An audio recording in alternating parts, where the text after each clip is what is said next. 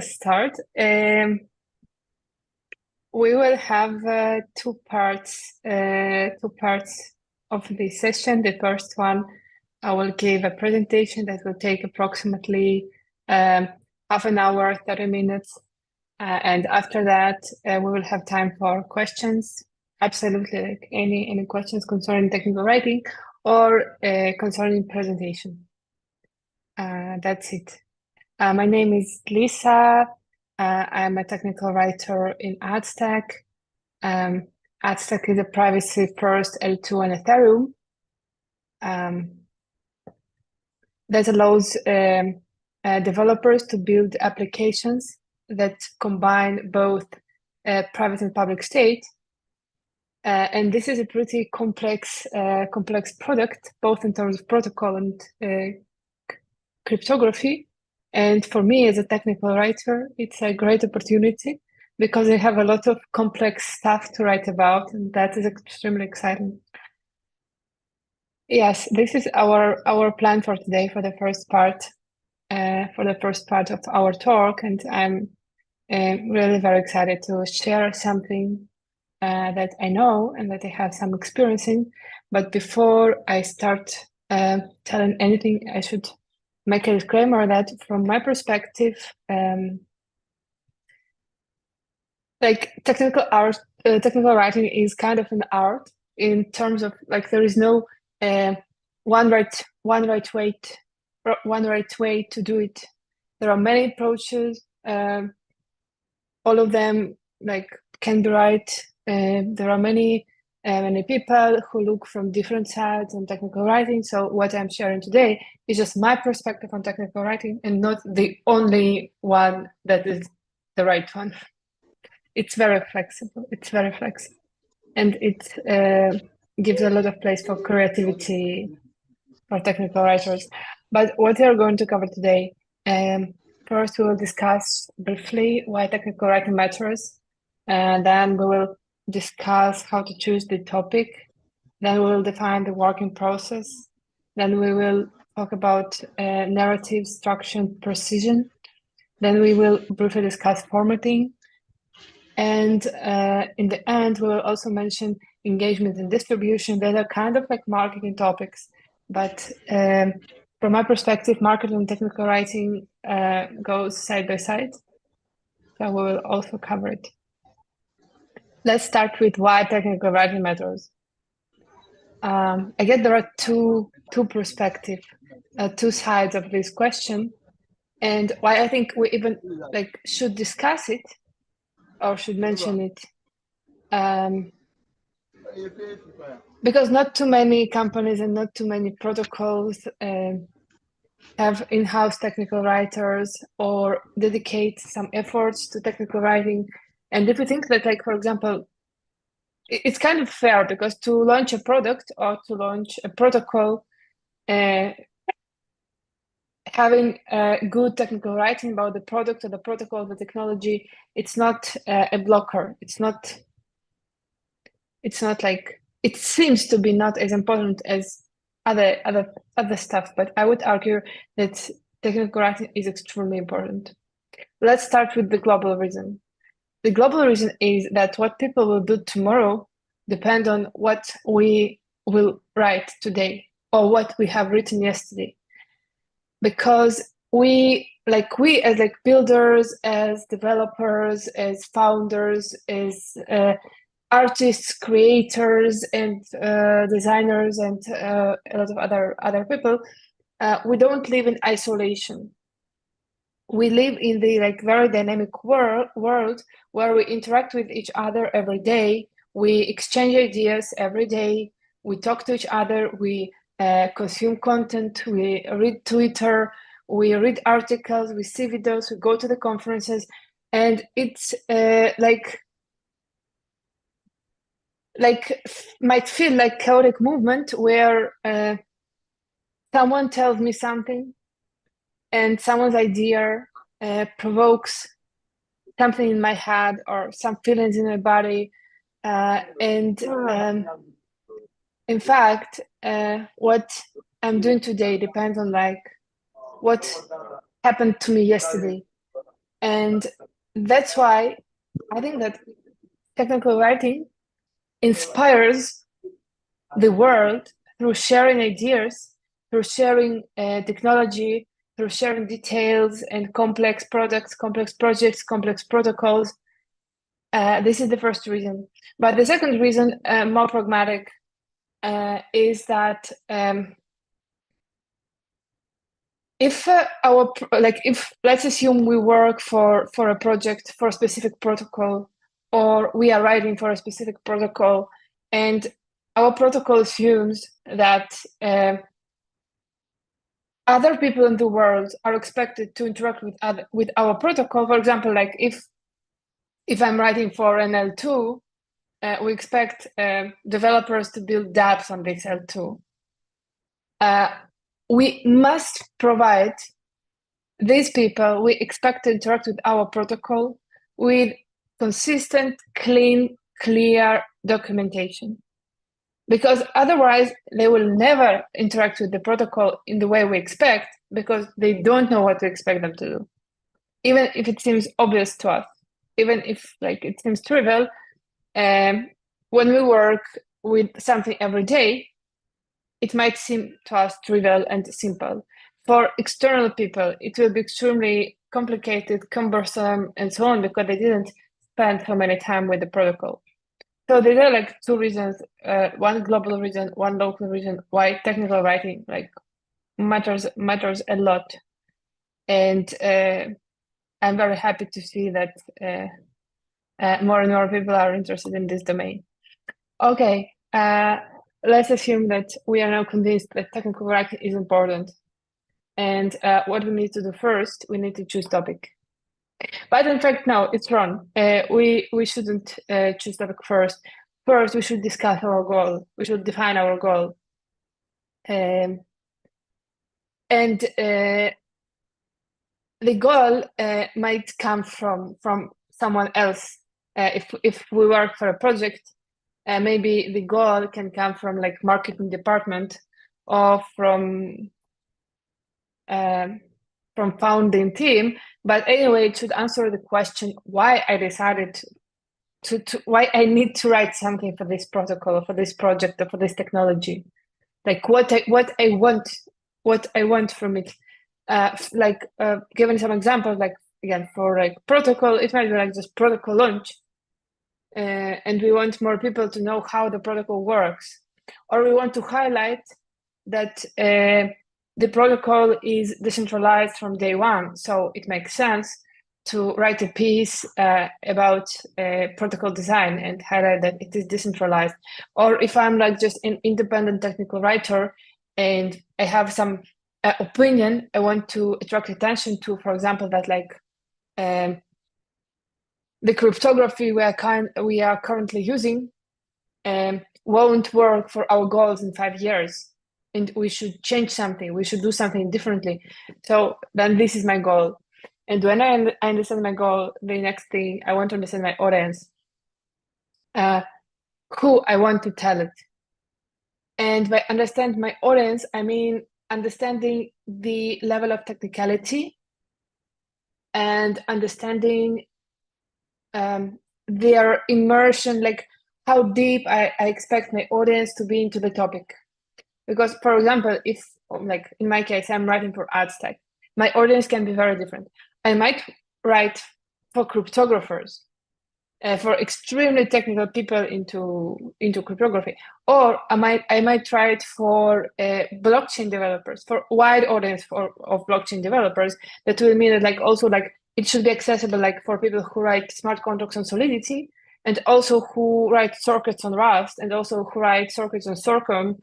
But I don't expect these people to be too deep into mathematics. Or I can write even for wider audience who are interested into privacy.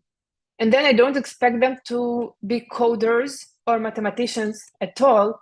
I expect them to be curious about privacy. So I should give them the level of technicality that will be accessible for people who are not developers and not mathematicians. And when I'm ready with my goal and with my audience, then I can define the topic. And defining the topic, it's like, of course, like no single answer how to do it, but my answer is that it is always good to pick topics that are impossible to Google. For example, or like it is impossible to find an answer in like 5 minutes. For example, if we want to write something about cryptography, and if we Google Plonk, we will have like 10 or 20 or maybe even 30 articles on Plonk. So it might be like not the best choice. But for example, when I was thinking recently what I can write for like wide audience that are currently curious about blockchains and zero knowledge, but is not too technical, or maybe even like doesn't work in the domain, just curious, just like wants to know a bit what is happening, and maybe like is checking if it is worth to dedicate some of their life resources to this area, while Googling like what can we build without blockchains, and what we can build without zero knowledge. I understood that there is no really good exhaustive article that will explain us what we can build for real world, like for agriculture, for space, for oil industry, for like real world, what how blockchain and zero knowledge can be impactful for this world. And okay, it will be interesting for a wide audience, so I should write about it. Okay, then when we are ready with the topic, the first thing is that to write about something in a simple and accessible way, we obviously need to understand it, to understand the subject really good. And this stage of understanding the subject of research, like let's call it research stage, it might take I don't know, 50% of the time, or maybe even like sometimes 70% of the time, because if we can explain or not, depends on if we understand good enough, deep enough or not. And then when we have our understanding of the topic, the next thing is to have very clear structure of the article, to have the so-called storyline. And what I mean by that, that first we defined the topic, then we defined what question, like core question, do we want to answer with this article. And then we split this question into like number of steps, maybe 3 steps, or maybe like 13 steps. Each of them will be like a small section. And before writing anything, we define these like small steps, how we will explain, how we will bring our reader from zero understanding of the subject to like clear understanding of the subject.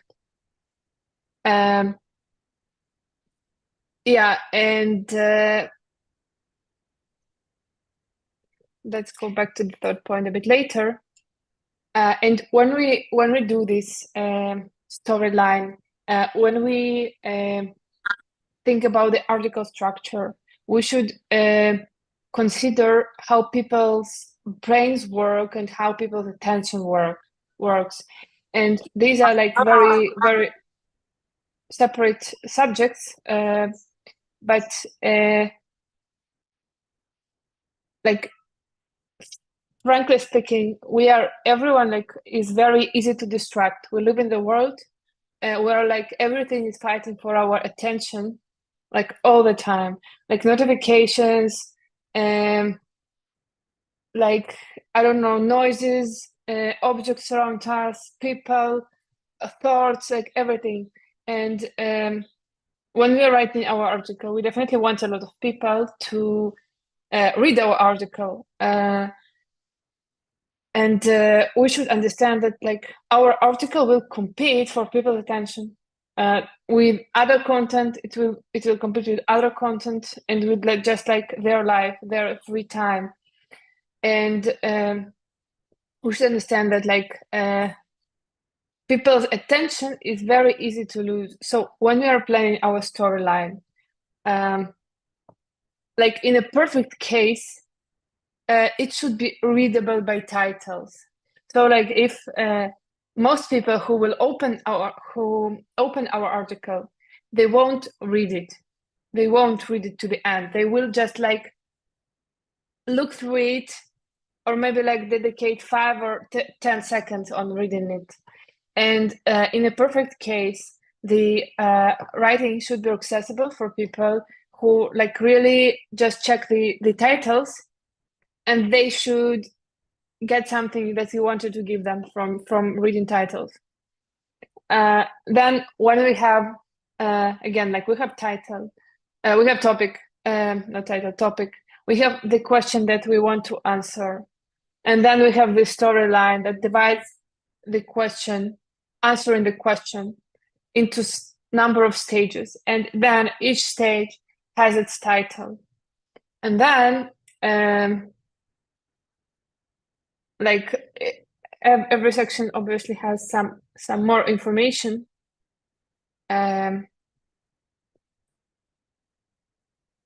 Yeah, now let's go back here. When we talk about deep understanding of the subject, it's a like obvious question. What is the way to understand something in a deep enough way to write about it? And it depends a lot on the topic. For topics that are more obvious, we can Google. We can Google or check some forums or something. Maybe like people already answered this question, maybe in like less explicit way, or like not in an article, but like somewhere on Twitter or something. We can just start with Googling. Then if we understand that it's not enough, or maybe there is some information, but the level of technicality is not enough for our goal, we can also check papers. We can check what this kind of like research scientific community produced on the topic. And when I tell check papers, it doesn't mean like really reading these papers, just like looking into abstract, looking into introduction, and trying to figure out if something might be relevant to us. Then we can also check videos from conferences and talks from conferences, because very often some non-trivial topics pop up in the conferences. Then if we still have nothing or not enough information, we can talk to people, because especially if the topic is not very obvious, is not very trivial, sometimes the source of information are people who directly work on research in this domain. And here we have two questions, like how to define right people and how to reach out to them.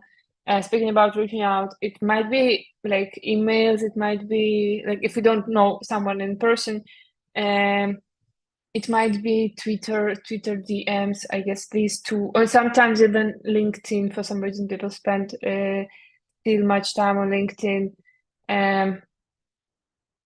Yeah, and thinking about like who might be relevant people, again, checking talks, who gives talks on your topic, checking papers, checking social media, who writes about your topic, and so on. Then when we have deep understanding, when we have clear structure, we want to have clean execution. And first, it means that like all the technical stuff, technical details, they should be very precise, they should be very accurate, they should be just right. And in this to handle this part, asking for reviews is very helpful. Asking, of course, like from people who deep experts in the domain, but even asking from peers, from other technical writers, also very, very, very helpful, because sometimes we just can make mistake. Sometimes it might be the case that we skipped a part of the topic, or we explained something like we assume that something is like trivial that was not trivial, and we still need to discuss it. Also, it is very helpful to ask for a view from someone who is among your target audience, just like a friend or a colleague who kind of like is your target audience. It is also extremely helpful because they will honestly tell you that like, okay, here I don't understand what it means. Here I don't understand how you jumped from step 1 to step 2. And then when we have deep understanding of the subject and we wrote our article with clear structure and we asked for technical reviews, we also need kind of like clean execution in terms of editing, especially if we are not like native speakers in English or in the language we are writing, asking for kind of like language, how we call it, I forgot. Language check, not language check, but you got it, I guess. Proofread, asking for proofread is also a very, very, very helpful thing because it just will make readers' experience much smoother, and that is what we want and what we need. Yeah, going further with editing and going further with formatting. Formatting is as much important as the content on its own, because even if like it's awesome technical topic and it's very precise, it's very detailed, but its reading experience is not smooth enough, less people will read it, and less people will do the article to the end, will read the article to the end. And our goal is to produce the article that as many people as possible will start reading, and as many people as possible from these people will end reading. So what we can do for to make the formatting, of course, in general, reading text is complicated. It requires a lot of attention, and we want to make as little text as possible. Sometimes, of course, it isn't like impossible, because if you want to explain something complicated, it makes that with very high probability we'll have like some formulas or a lot of text. We need to provide details, we need to provide context. But sometimes for some details, some details can be omitted, and some abstracts can be substituted with like one picture or one graph or one meme. And I really advocate for using these, for using memes, for using GIFs, for using graphs, diagrams, tables, bullet points, whatever will make the reading experience easier. And here we should understand that when one is reading the article, like it is hard for us to grasp the large amount of text. Like we want the ideas, the thoughts, the explanations to be divided into something that is easy to grasp, into smaller sentences, into smaller abstracts, into like diagrams that will explain our brain in a simpler way. And another thing that also the text itself should be organized in a clean way as well, meaning that like the titles should be large and they should be bold, for example, and the spaces between abstracts should be also like good enough and all that. Again, I would argue that there is no one right way of how to do it. And there is no like one right template. And we can be very creative here and just do it in a way that looks good to us, or ask for help from like designers or like I don't know, creative directors, from colleagues, from friends, from people on the internet, from random people on Reddit, whatever you prefer. Just what I want to highlight is that we should think about it. Like we should consider this part of formatting and editing as important and as serious as the part of content writing. Finally, when we are writing a piece of technical writing, we put a lot of efforts. It takes us a lot of time, a lot of efforts, a lot of attention, and obviously we want many people to consume our article, to read it, to retweet it, to share it. So, as I said in the very beginning, technical writing, from my perspective, goes hand in hand, side by side with marketing, and whatever marketing toolkit suggests us, we should use it. Of course, no one expects a technical writer to be like a great marketing professional. And if you have an opportunity to ask, like if you are working in a project and you have marketing people and you can just give them the draft of technical writing and they will convert it into a marketing, like they will add a bit of marketing there, it's perfect. But if it is like just for your personal blog or like you don't have a marketing person, you still can utilize some marketing tools. For example, like again, it's not like someone might argue that like, no, we shouldn't do it. We are serious people and we are doing technical writing, but I think we should do it. Something like more clickbait titles, for example. And finally, distribution, it's also as important as everything that we discussed before.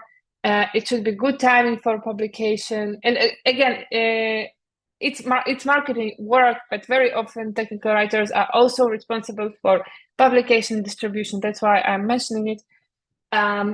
It should be good time for publication. I mean, not weekend, not holiday, and so on.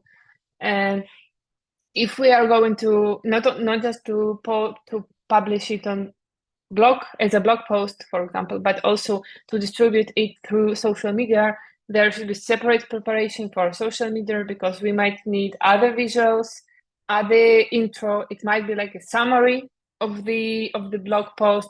It might be a summary of the most exciting part of the blog post, or it might be just a one-liner, like really one sentence that will sell the blog post, why people will click it. Again, no one right thing to do, just options and absolutely up to you.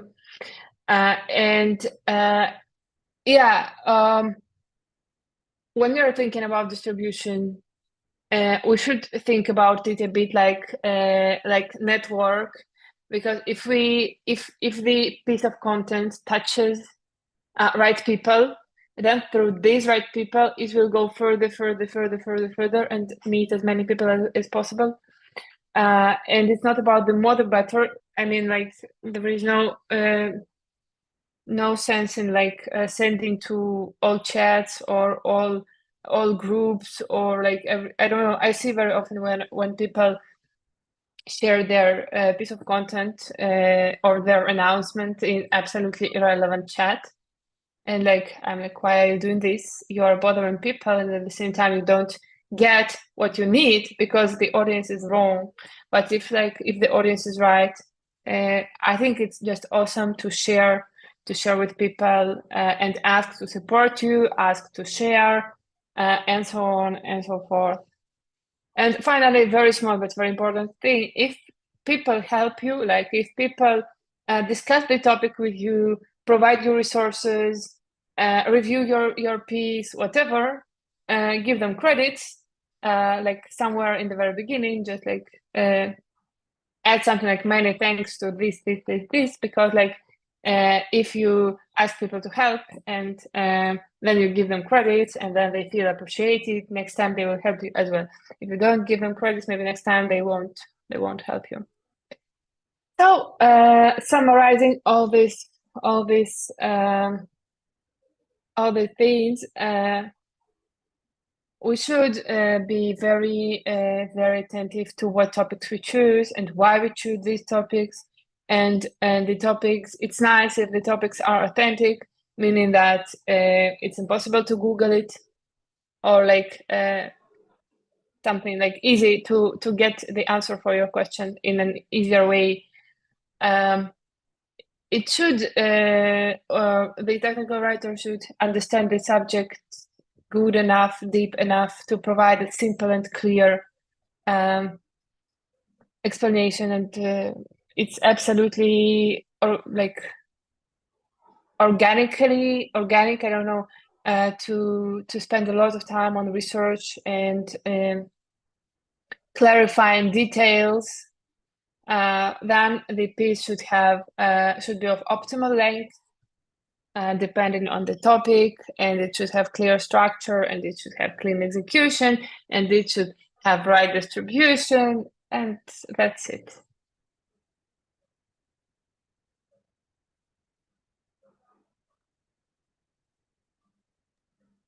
Wow, thank you very much, Lisa.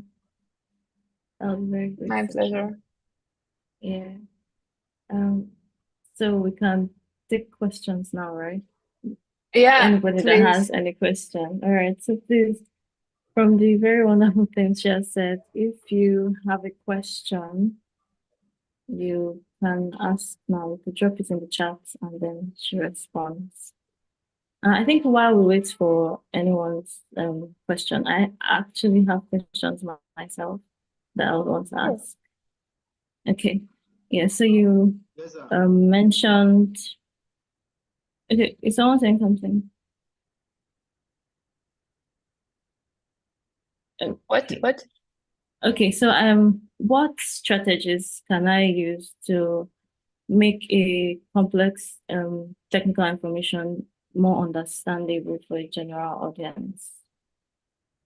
Yeah, that's a great question. I think that one of ways is to provide preliminary resources in the beginning, like before starting the article, to tell that this article assumes that you, for example, understand what is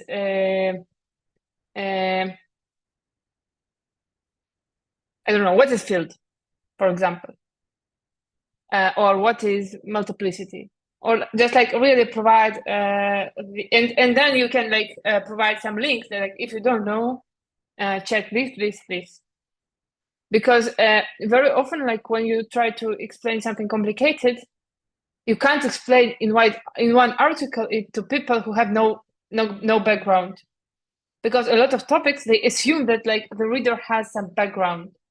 So maybe it makes sense to differentiate between topics that are really for unprepared audience, and then we just have to be there just to explain from the very beginning, and the topics that are for more prepared audience, with very high probability their audience will be more narrow. There will be less people who can grasp it, but providing this list of resources will be helpful. So if someone is really interested in the topic, they can first check the resources. Of course, they won't check them too attentively, but at least they might have some understanding of what it means, and after that they will be able to consume your article. Another thing is that I've mentioned that you can just make a temperature check on your target audience. Just give them and ask them to highlight all places that are unclear. Then when your article is out, you can also have a video session for it, where you can again, you can have people who will ask questions. You can explain your article on a video and just record it and publish after, and ask people who are your potential target audience, from I guess 5 to 10 people will be enough, to ask questions about everything that is not clear. All right, thank you very much. So we have a hand up.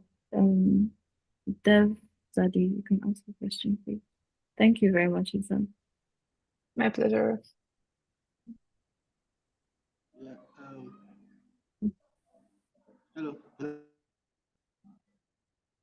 Yeah. Hello, good morning, everyone. Good morning. All right. Yeah. Hello, Lisa. Thanks for the session. It's been awesome. I just have a quick question, actually.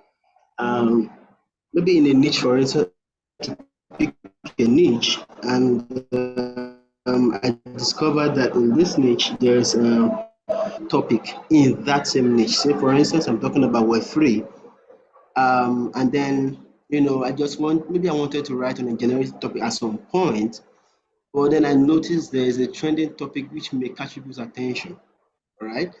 And then I'm interested in the audience as well. The larger part of the audience need to be aware of that. So, which would you prefer to go for, and what's your? I'm sorry, I'm not sure I got the question. All right. Maybe you could Maybe write it in the I chat. can. Okay, that's fine. I can type it in the chat. But I'm just asking if there are two topics. All right. Yeah. One seems to be generic, like it's just a general topic.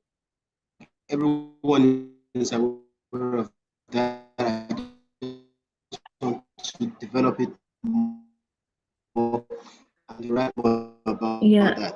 But it's I trending. think It's not just a general topic. I think you should write your question in the chat because I'm your just network. asking, Yes. which would you prefer to develop and why? I'm very, very sorry, but the quality of your audio is a bit All right, I'll put the question in. I'll type problematic. it out. All right, please. Thank Yeah. you. At the same So we have time, a few questions on the chat. yeah. How much time does it take for you to finish the article from 0 to 1? It depends a lot on the article. I guess that what are like it depends on how good I know the topic on my own. Because if I really know the topic, I can write it in one day, in like start in the morning and in the evening, if I know what to write about. Because like to write, it's not too it doesn't take too much time. The question is like in understanding the subject, but it's very rare the case that I really know the topic deep enough. If I don't know the topic deep enough, the question is how many different resources I need to combine to get the understanding of the topic. Because, for example, that you mentioned, like client-side proof generation, talking with two engineers was enough for me to understand how it works, understand deep enough. One engineer who is more like was protocol side, and one engineer who was more circuit side. But when I'm writing something about cryptography, something like describing a specific snark, I might need 20 different resources, including papers, including people, talking to people, including talks and whatnot. So the question is just like how many resources I need to combine. For client-side proof generation, it took me something like 2 weeks to write it from start to the end, with all like reviews, editions, and everything else. But this is a very funny thing that most like a lot of people who don't write on their own, they don't understand why it takes so much time. But in fact, technical writing takes much time, and it's absolutely like a normal thing. Let's go to the second question. Is it okay to include the reference link from someone else's article into my article? It's not just okay, it's perfect. It's a professional. It's how it should be done. I mean, if it's awesome to reuse information from other resources if someone already wrote about it or explained something. And it is very important to give credit to all the sources you mentioned. So Yeah, it's just polite and professional. Please do it. When do you know when it's good enough and it's time to stop editing and post? Oh, that's a very good question. Maybe it's a bit easier for me as a non-native speaker in English because I ensure that, like, when I'm sure that technically the article is good enough, and I'm sure that in terms of like attention direction, readers' attention direction, it's good enough. So like, I mean, people won't be bored. The article is like good enough, has enough memes and all that. I just give it to copy editor who works on the language, because I'm not like, as a non-native speaker, I can't make language smooth enough to bring it to the level I want it to bring to. So for me, it's like mostly about like technical part. But in general, I don't know. Just I think that some balance. There should be some balance if you are editing on your own. Okay, maybe let's think from this perspective. 2 rounds of review should be enough. I think so. Because we can edit it to infinity, but what for? Yeah, because like if there are some like really critical issues, 2 reviewers who kind of like your target audience will highlight for you all these issues. So then you just need to review their comments in a good faith, and everything is good. Tools for charts and process visualizations. I mostly use Figma and just draw everything what I want to draw, because I like more tailor-made, crafted style. But I'm sure there are plenty of different tools, like how this called Exili Draw or something like that. There is like that draws for you these diagrams, like handwritten diagrams. Just whatever you like. I think you can find infinity of different tools. Do you have your own private knowledge database? Oh, no, I don't. I think I do a lot of paperwork. I don't know if it is efficient and if it makes a lot of sense. But I write a lot of, like, I have a lot of like these notebooks, and I have whiteboards, and I print papers while reading them and like make notes on them. It's not efficient to organize into any databases, I'm sure. But yeah, this is the answer. Okay, assuming you have 3 different topics and you are to develop just one of them, what mechanism would you adopt to select the best one? A good question. I guess the answer depends on like, will you have the opportunity to write only one of them? Like you literally need to choose only one, and the rest you will never write about them, or you want to define the priority. Because if you want to define the priority and you have 3 topics and you know that you will write the first, the second, the third, I would say that just choose what you like most of all, because like at least that's how I do. But if you or what is the most relevant to your goal, or if you have someone to ask, like marketing department or founding team, you can ask them. But if you literally need to choose only 1 out of 3 and the rest 2 will never be covered, again, depends on the case a lot, but maybe you should consider uniqueness. I mean, which topic is the most unique relative to what topics are already covered with all existing blog posts in the world. maybe you should think about it from the perspective of audience, like which topic will be interesting for the widest audience. But it's very tricky to answer this question because it depends on the goal, what you want to do, what you want to reach. Are there any industry-specific conventions or standards one should be aware of when writing technical documents? Good question. I think that for blog posts, not really. The only thing that really matters that we already mentioned twice is to give credits. That if you use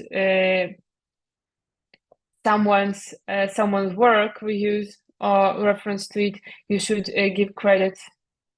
But if we would talk about papers, yes, of course, there are some conventions.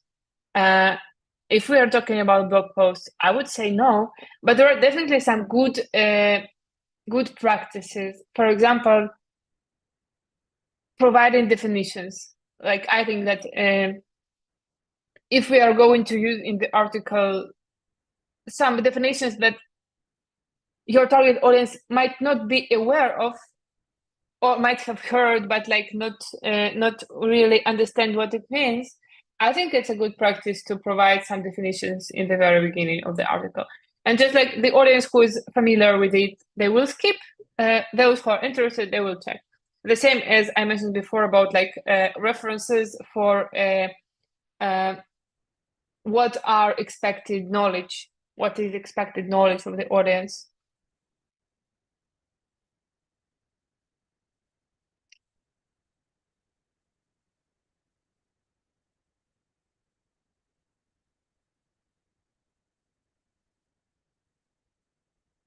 Yeah, I guess I answered everything. Okay, I think there is one more question. Okay, that's it. 30 minutes of go off for a while. Thank you very much, Lisa. So there any more My questions? pleasure. Does anyone else have more things to ask? Okay. This question. There's one more question from Kay. He says, when writing articles, is it compulsory to I touch see. every? Okay. That's a very good question. In fact, like all questions are really very, very cool. I'm so delighted you asked that. Yeah, the question is like, if we have a broad topic, should you try to address the whole topic or go with parts? There are like definitely two views on this, and I often have argue with my colleagues about this because personally, I think that it's not a problem if the article is very long, because if it like really is like if it is unique and it covers a unique topic in a decent way, if it like reading it requires 2 hours, it is fine. Because it's not, but definitely these articles are for narrow audience. But like, for example, I had an article like on auctions, and it was really very long article. But it's for people who are interested in auctions. There are few people who are interested in auctions in the world. This is for them. But at the same time, you can like nothing prevents you from splitting the article if you want to cover the whole topic. Nothing prevents you from splitting the article into several parts, and then just in each next part you will give reference to the previous part that like the beginning was there, and now we are covering this aspect. Also like a cool approach, absolutely. Also sometimes for some topics, some parts of the topic were already covered many times by other people, and some parts are less known. For example, when we are talking about Plonk, I don't know if we can reference Plonk, if people know what is Plonk, but like it's kind of a ZK snark, one of ZK snarks. The Plonk arithmetization whatever it means, was covered by many people many times. So you can like easily find a lot of resources on Plonker arithmetization. But the protocol itself is kind of covered in the paper original and not in too many other places. So it might be also this like asymmetry in how good the different parts of the topic were covered.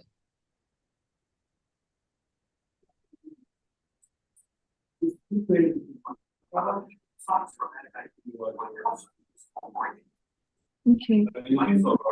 Thank you very much. Olajide, are you asking a question? Could you please mute your mic? Thank you. Lisa, thank you very, very much for this very wonderful session. Once again, Lisa is a technical writer at Aztec Protocol, for those that are wondering. Yeah, thank you for having this time. Thank you so much for inviting me. It was a pleasure. Yeah, it's much pleasure from here. So this is brought to you by Ethereum Nigeria. And okay, Lisa, someone is asking how we can all connect outside this meeting. Your Twitter handle or could you? I will. Okay. Thank you. This is. Oh, I sent it to someone's private messages. Sorry. How? Yeah, I'm sorry. And this is Twitter. Okay. All right. So Lisa's Twitter handles on the chat if you want to connect to her. Could always go there. Yeah. So this is from Ethereum Nigeria and Lagos Blockchain Week. So before we say our goodbyes now, I'll just say a bit on what Lagos Blockchain Week is. Okay, yeah, at Ethereum Nigeria, the Twitter link is also in the chat to connect with us. The Lagos Blockchain Week is coming up on the 10th of June, this 2024. It's a 4 days hackathon. And then there's the grand finale on the 15th. So we're going to be dealing with crypto. We have a Crypto 101 conference. We have a Creative Convergence Expo and Innovation Beyond Borders. We have the Web Storage Expo. So it's like bringing us into the it's exposing us into the environment of the Web3 and blockchain and also AI in practice. Okay, so I'm encouraging everyone interested to register for the Lagos Blockchain Week. I think we could put the link to the registration in the chat if that's fine, so that all the interested people could, just register already. So once again, Lisa, thank you very much. Thank you everyone that has joined us today. And